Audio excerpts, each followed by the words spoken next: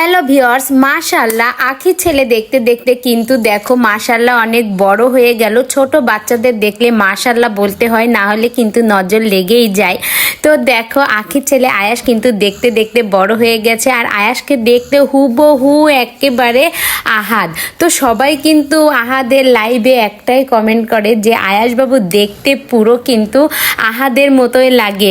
তো বাপের ছেলে বাপের মতোই তো লাগবে, তারপরেও এত মিল, এটাই কিন্তু ভাবা দুষ্কর। তো আয়াস কিন্তু দেখো পার্কে ঘুরতে এসে কতটা মজা করছে, সে কিন্তু অনেক খুশি। ছোট বাচ্চারা যদি একটু খোলামেলা পরিবেশ পায় তাহলে তো আর কিছুই লাগে না, সে পুরো খুশিতে ফিদা হয়ে যায়। আর আঁখি কিন্তু দেখো যেই একটু সময় পায়, একটু বন্ধ পায়, অমনি কিন্তু আয়াস বাবুকে নিয়ে ঘুরতে চলে আসে। আঁখির কিন্তু একটা জিনিস আমি দেখেছি, আঁখি এত ঘুরতে পছন্দ করে। আঁখি কিন্তু ঘরে থাকা মেয়েই না, সে কিন্তু সারাক্ষণই আয়াসবাবুকে নিয়ে একটু ঘুরে বেড়াতে অনেক অনেক পছন্দ করে।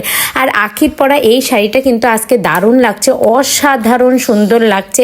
সামনে কিন্তু পহেলা ফাল্গুন আসতে চলেছে, সেই সময়ের জন্য এই শাড়িটা বেস্ট পারফেক্ট।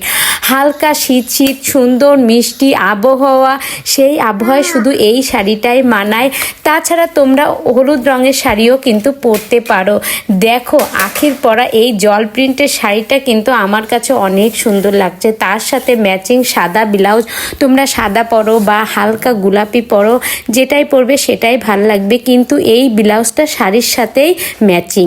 তো বন্ধুরা, এই ভিডিওটি তোমাদের কাছে কেমন লাগলো? আর আয়াসবাবুকে তো আঁখি সামলিয়ে পারছে না, সে তো সব কিছুই নিবে।